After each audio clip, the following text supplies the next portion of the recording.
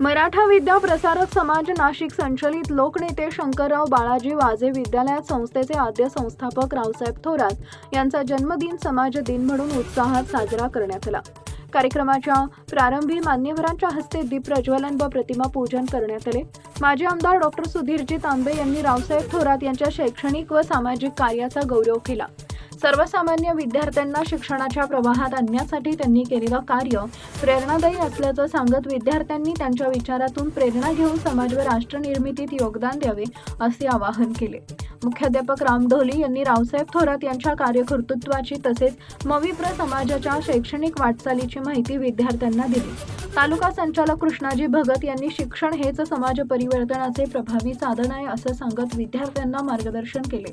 समाज दिनानिमित्त विद्यार्थ्यांनी मनोगते, भाषणे, देशभक्तीपर गीते आणि विविध सांस्कृतिक कार्यक्रम सादर केले। कार्यक्रमाचे अध्यक्ष भरत गारे यांनी विद्यार्थ्यांनी संस्थेची उज्ज्वल परंपरा पुढे नेण्याचं आवाहन केले। कार्यक्रमाचं सूत्रसंचालन निशिगंधा सोनवणे यांनी केले तर जे पाटील यांनी आभार मानले।